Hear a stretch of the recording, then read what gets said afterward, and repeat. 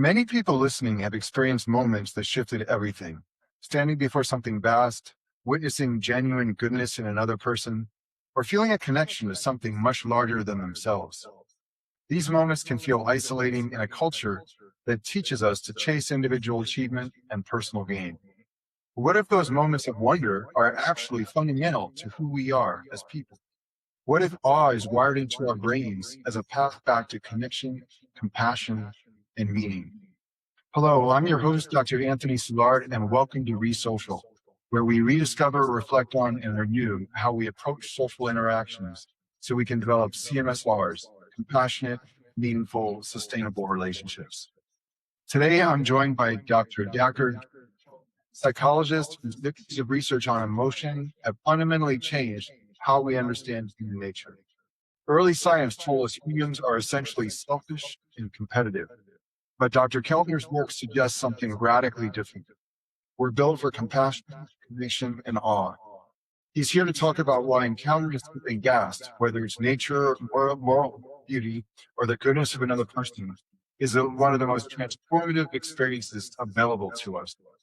Dr. Dacher Keltner, welcome to the social. It's great to be with you, Tony. Thanks for the introduction, too. As you know, I'm a huge fan of yours, and as I've shared with many people, I don't think I would have done my doctorate and dived into research without seeing that, hey, research can be done with purpose and meaning, and you showed me that. So happy you're here. Yeah, it's a pleasure. So let's go ahead and jump in. So in your book, Awe, as you can see, I've got lots of different stuff noted. I love this book, and our listeners really go check out this book. It's a wonderful book. I also read Dacher's other books, The Power of Paradox and Born to Be Good, also fantastic books. Let's jump into his latest book, Awe, because I have a number of questions for you from my reading of it. And let's start with when you visited San Quentin. Yeah. So you're here at this prison, and you're asking the prisoners, the men in blue, as you call them, what gives you a sense of awe? And their responses are amazing. A lot of them are people. Some say my daughter, visitors from the outside, my cellie, for you listeners that haven't been in prison. Cellie means cellmate, not cell phone. And then there's other things, like learning how to read, and just today, being in the present, all sorts of things. So my question for you, Dacher, is looking at the qualitative research you were doing with prisoners and asking them what provides a sense of awe in their life. You also cite a study that found that people who have less wealth report feeling more frequent awe during the day. Now, I want to tie this to one of your studies in the power paradox. And this is one of my favorite studies ever, where you and your researchers are hiding behind some bushes in a crosswalk in Berkeley. And you're seeing this is a crosswalk where cars are supposed to stop. And you're noting that some cars stop more than others. In fact, what you noticed was that more modest cars that cost less money were the drivers that stopped more often. And then the more expensive cars, the Mercedes, BMWs, and so forth, those cars stop less often to let people cross the street. So how can we tie together these two studies, and what do they show about how people of more ordinary means who experience awe more often during the day are also seems kinder people, certainly when it comes to stopping at a crosswalk? Tell us, Dacher. Tony, you're the first one ever to draw a connection between those two studies, and I'm very grateful. We started to study awe in the lab, and in 7 to 10 years of research, we're finding that it is so good for us. It makes us creative and kind and collaborative and innovative, handle stress better, et cetera. And one of my worries about that science was that the connotations of awe suggest that it's really an emotion that the privileged would enjoy, that you fly to the Great Barrier Reef or you scuba dive in Indonesia, et cetera. And I was starting to document that awe's all around us, just like you said in the introduction. It reconnects us with our basic humanity, right? The goodness of other people, a beautiful sunset, et cetera. You don't need wealth to experience awe. And we had done a bunch of research on wealth and privilege in the United States and other countries, and it tends to disconnect you from compassion and kindness and sharing. And in that study, honoring the rules of the road so that you don't hurt people, right? It kind of alienates us from our better angels, if you will. And that's why that study that you cited is so important by Paul Piff later, which is actually the more privilege and wealth you have, the less you feel awe on a regular basis. And I think that's one of the fundamental problems of our world right now is, somebody who has a lot of power and resources might not feel the awe for the ocean or an ecosystem and protect it, right? Or might not feel awe for the everyday moral beauty of people in every neighborhood in a country and help those people thrive. So, yeah, it those two studies are warning signs about what privilege in an economically unequal culture like the US can really do to our world. And so today, I do work with the national parks, one of our great sources of awe in the United States, and they are under threat, right, by people of privilege who don't realize for $20, any American family can go to, or any world family can go to a park and feel awe and feel renewed. That's not seen by those running our country. And so that's worrisome, right? To think about the perils of privilege and awe. So that is so interesting, Dacher, and I like how you tied it into the great outdoors. It's interesting because I've been asked often, like, why do I go? I was in the Peace Corps in Kenya, and then I've been asked often, like, why do I go back every year? And I spend about 10 days in Kenya, and I do these pro bono leadership conferences for about 150 rural school leaders, also in partnership with a number of women professors, doing also a women's empowerment program this September in Kenya for 150 rural single mothers. And people, when they ask me, like, okay, so it's a lot of your time, why do you go and do this? I think what they don't realize is that it's not only that I feel like it's the most impactful week of the year for me, but it's also that I'm so appreciated. Like, people are so kind there. Yeah. And I think your studies are really signaling how that happens. And for our listeners who want to really understand this, this is very controversial stuff. Basically, we're saying that people with more economic wealth tend to be less compassionate, less Yeah. kind to others, and they feel awe less. And Yeah. can you walk our listeners through a little bit, like why is that? Why does Yeah. it happen that way? Well, and we devote a lot of work in the Power Paradox, this other book, and then my work with Michael Grouse and Paul Piff. When you don't have resources, you depend deeply on other people just to survive, to get your kids to the school, because your car may break down, to maybe your mom has a health ailment, you got to have somebody watch her, et cetera. And so that's just what it means to not have resources is it fosters interdependence among people.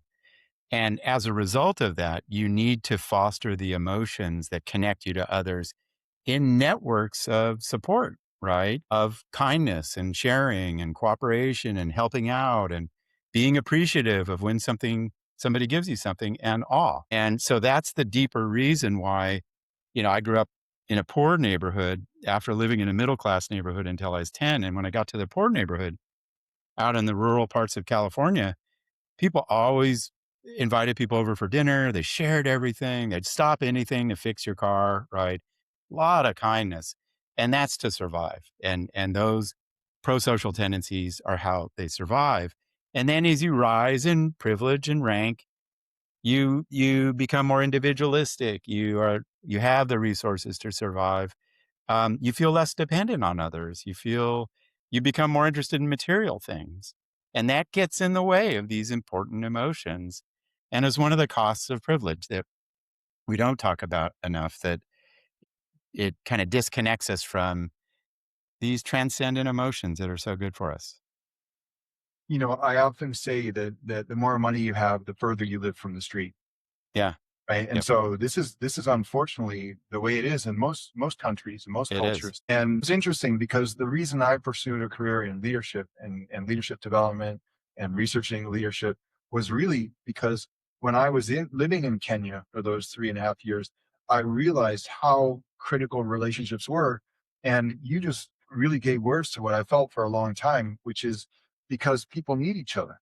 That was my number one realization from living in Africa, that I need people, and that I can't be an island. And I think that led to launching ReSocial, because this is really about relationships. Yeah. Well, let's move into two really core ingredients of healthy relationships, of CMSRs, compassionate, meaningful, sustainable relationships. You write a lot about kindness, of course, important to be good, and also in awe. And you also write about gratitude. And I was really struck by your story of Yuyi from Jalapa in Mexico, who was kind of came as an immigrant to the US, walking around with her baby in a stroller, feeling like, what Yeah. am I doing? I don't know anyone. And she sort of stumbles into a public library.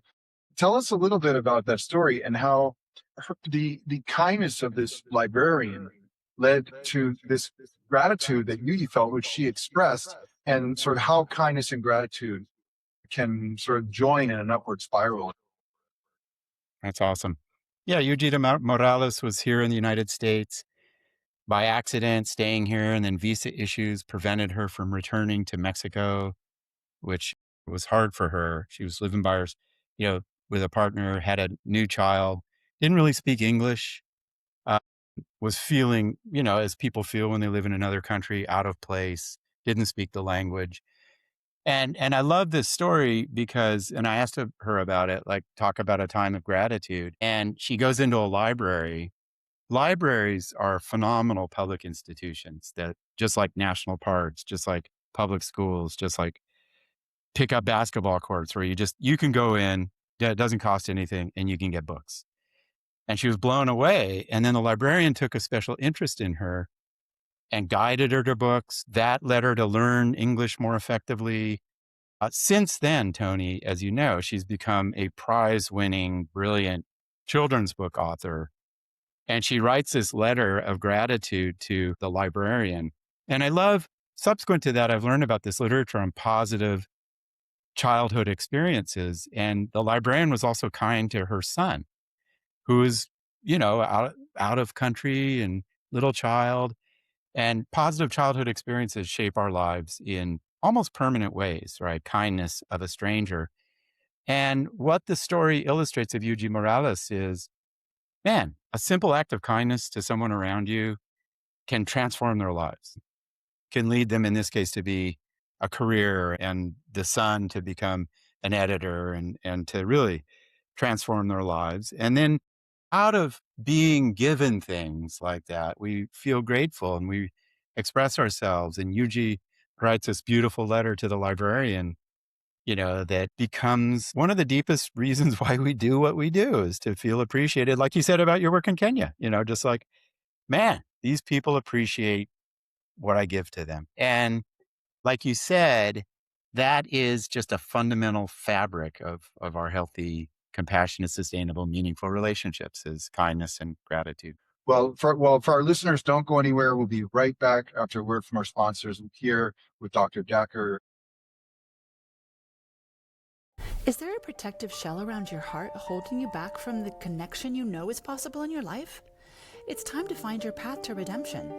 Introducing Love and Suffering by Dr. Anthony Silard.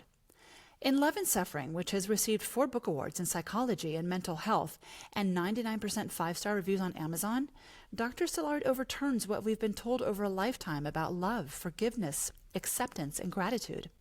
New York Times bestselling author Adam Alter calls Love and Suffering a compelling roadmap for a more connected and meaningful life. When you order Love and Suffering, 100% of the author's proceeds are donated to nonprofit education programs in Africa and Latin America. Invite more love into your life today. Love and Suffering by Anthony Silard is available now at Amazon.com and wherever books are sold. What if everything you've been taught about happiness and friendship is wrong? The artoflivingfree.org, the learning platform of the Center for Social Leadership, would like to offer you 2 free books by Dr. Anthony Silard: The Myth of Friendship, How Your Misunderstandings About Friendship Keep You Lonely, and The Myth of Happiness, How Your Definition of Happiness Creates Your Unhappiness. Get your free personal copies of The Myth of Friendship and The Myth of Happiness today. It's simple and easy. Go to theartoflivingfree.org/free happiness and friendship books and enter your email, then confirm the confirmation email in your inbox. You'll receive the links to download The Myth of Friendship and The Myth of Happiness. Enjoy your 2 free books by Dr. Anthony Silard today at theartoflivingfree.org/free happiness and friendship books. Hello, I'm Dr. Anthony Silard. Welcome back to ReSocial. I'm here with one of my heroes, Dr. Dacher Keltner. This guy's amazing. If you've already tuned in, I'm sure you already have come to that conclusion, but we're going to hear some more now. So, Dacher, in your book, you write about Todd Ashker, the white supremacist who's put in solitary confinement. And he goes out and lobbies along with other people about the inhumane nature of solitary confinement. And he actually ends up making some positive changes through that lobbying with other prisoners of different ethnicities and so forth. Can you tell us a little bit about that story, and also why we as human beings need others, why solitary confinement just is not going to rehabilitate a prisoner, or spending too much of your time alone and not joining up with others is not the best idea? Yeah, it was actually a New Yorker story I read about solitary confinement that I didn't know. I didn't know the scope of it in the United States, that tens of thousands of teenagers are thrown into solitary, less so today than long ago. And I got asked to write an amicus brief about solitary confinement that was trying to curtail it in California. And it was based on the activism of Todd Ashker, who is not who you would expect to be a hero. He was a white supremacist, had been in Pelican Bay, a maximum security prison. And in Pelican Bay, they took all the gang leaders in that prison and put them into solitary confinement. And it was designed in a way where you're so isolated that you would never see or hear a fellow human being. It was all electronically mediated. They covered the cells with plastic so that you couldn't talk to other prisoners. So you're literally, it makes me shudder to think about it. And they put them in there without due process for decades. And so Todd Ashker, some of your prisoners, some of them you wrote even said they prefer the death penalty to this kind of treatment. Yeah. No, I mean, and then the data that we were part of in the lawsuit shows, man, even in the harshest of circumstances, if you don't get to relate to fellow human beings, you go crazy. 40% psychosis, self-harm, 40% suicidal ideation. I mean, it's really hard. So he brings all the gang leaders together of different racial gangs.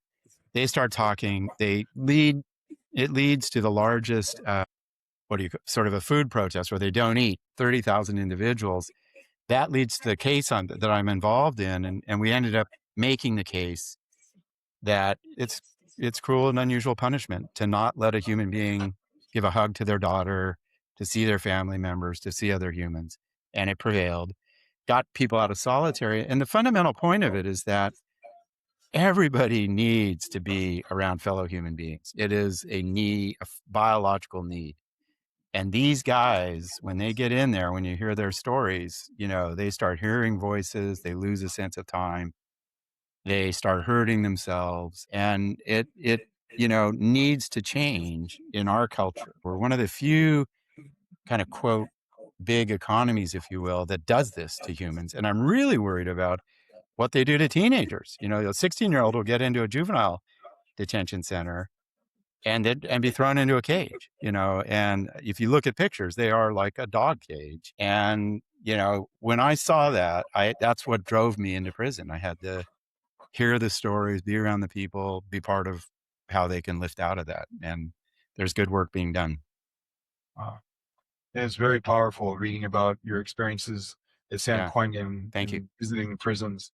I was also very struck, Dacher, by your hands-on research with restorative justice. Yeah. And it's really interesting because the principles of restorative justice that the prisoners all cited together, I'll read a few of them. I believe that violence is not a solution to any problem, that every person is endowed with a sacred dignity, that every person is capable of changing, healing, and being restored. I pledge to overcome violence with love and compassion. The list goes on. And it really strikes me because one thing I've seen, I do a lot of research on loneliness and also loneliness of men, especially as they age. And I think one of the reasons that men tend to become very lonely is they focus almost exclusively on what I call the 5 PRs, which are to procreate, produce, provide, protect, and prove themselves. Yeah. And what they miss out on are what I call the 5 COs, which are compassion, community, commiseration, connection, and cooperation.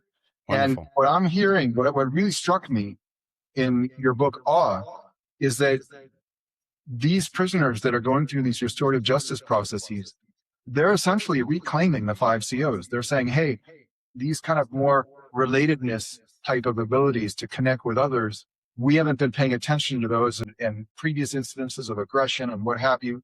But now they want to connect and realize how important that is. Why do you think that's so? I mean, it's so profound. You go in, and every American should visit a prison because it is our state system of how we deal with justice. You know, restorative justice, and thank you for reciting the principles based in Gandhi and, nonviolence and indigenous perspectives on sort of restoring peace after struggle and conflict and violence. These guys have tough backgrounds and they were beat up as kids, traumatized as kids, and they perpetuated violence and they know They it. hurt people, right? Yeah. And then they find this sense of like hurt people. We're all vulnerable. We're all trying to heal. And here's a system, restorative justice, where you really make amends for your harms that works. And, it is mind blowing when you witness the peace inside that it creates, which we know it works. I'm still friends with Darnell Washington, who led the restorative justice programs in San Quentin. He's now out in LA teaching yoga, hosting baseball games for kids. He's affecting 40 or 50 kids in his old neighborhood, right? And what we now know from research from Princeton is our prison population and crime rate is dropping precipitously. It's going to be cut in half by 2030, the number of people who are incarcerated, because people like Darnell are finding those C's, the 5 C's or COs that you talked about, and showing compassion and connecting with kids and building opportunities for friendship, right? And it works. And so for me, when I saw this and I was so concerned about our carceral system, I was like, man, the solutions are easy. Just like turn from those PRs you talked about. Guys in prison are always proving themselves, right? They're always protecting their gang members, right? You got to get them to the CEOs, and it's really good news, So the more people know about this, the more they think about supporting it or talking it up, the better. It's working in the United States, which is good news. Oh. Well, thank you for bringing that to the attention of our listeners and to all of your readers. Thank you. Because I think we need to shine a light on this. Yeah. And also the really positive stories about rehabilitation through restorative justice.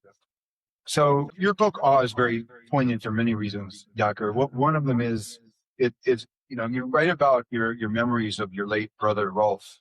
Yeah. You conclude with there's so much moral beauty and so much good work to do in terms of what your memories led you to believing. And I wonder, could you tell us how Rolf has influenced your work? Clearly, you've written about it in the book, but for all of our listeners who haven't yet read Awe and hopefully will read it soon, tell us how Rolf has influenced you doing this wonderful work.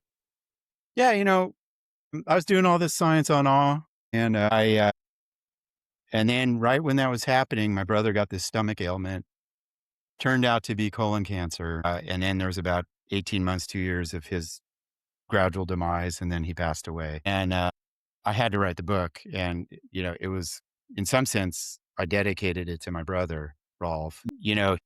I was the older brother, he was younger, and we were raised in the late 60s and kind of counterculture, did everything together, Little League, tennis, basketball, etc. But the thing that was most significant, like you astutely noted, Tony, is like, I was kind of an uptight kid and I was anxious and I'm not proud of who I was as a kid. I was competitive and status conscious. And my brother was a moral compass. I remember, and I was just writing about this, there was one girl in my class. We went to this poor rural school and she was in my class. She was teased brutally, just horrifically, that you wouldn't allow in a school today. And my brother, even though he was younger, protected her. He would get in front of her and the bullies, put up his hand, tell them to back off, every day. And so one of the things that happens when you lose people you really care about is you lose their voice and you lose their weekend conversations and their wisdom. And that was what I lost with the passing of my brother. He taught the poorest kids in the foothills of the Sierras how to speak. He was a speech therapist. Tough work. Just that was his life. And so in the book and in my life, I had to go find it again. I had to who makes me cry, right? Darnell Washington inside prison, man, he's helping those young people. I got to be around him. I got to be part of his life. I got to study Gandhi. I got to, be around reverence. I'm not a religious person, but I have to be around people who are really trying to lift up others. It was a task of, after the loss of Rolf, finding my moral compass again. And as anyone who will tell you, when you lose a close sibling who had that kind of effect on your life, it's a lifelong challenge to okay, I got to get grounded because that voice is not with me today. Wow. So moving, Dacher. Thank you for opening up, sharing that with us. So, Dacher, where can our listeners learn more about the good work you're doing to help us improve our lives and our relationships? Yeah. Yeah. Thank you, Tony. I have a podcast, Science of Happiness, the Greater Good Science Center. I'm really proud, when I wrote about grief and my brother, a lot of people realized how important moral beauty and awe are in grief, in remembering the wonders of the relationship you had with the person who passed away. So there's a lot of work that we're profiling on the podcast and elsewhere about how we're trying to lift up others through this science I've been part of. Excellent. Well, thank you. So for our listeners, compassion is wired into your biology, shaped by millions of years of evolution and essential to your survival as a human being. When you act from compassion, you're not being naive or weak.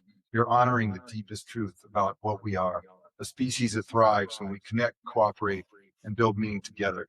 Dacher, my day's been a better one for the connection we further developed here. Thank you for your authenticity. Thank you for helping us understand how we as humans can be good. So I hope to see you again. And again, really appreciate you joining us on ReSocial. Thank you, Tony. It's been amazing. Let's end the way we always do. Until we meet again, please remember that between you and the CMSRs, the compassionate, meaningful, sustainable relationships you desire in your life, lies an invisible social barrier you construct in your mind. It's entirely up to you to push through this barrier and watch it disappear into the mist. Be the change you desire and reach out to another person. Then use the tools you learn, refine, and align with your own values in ReSocial to develop a CMSR. Be kind, be generous, and be caring. I'm Dr. Anthony Silard. Thank you for joining us on ReSocial. I'm looking forward to being together with you again next week in the world filled with CMSRs we are creating together.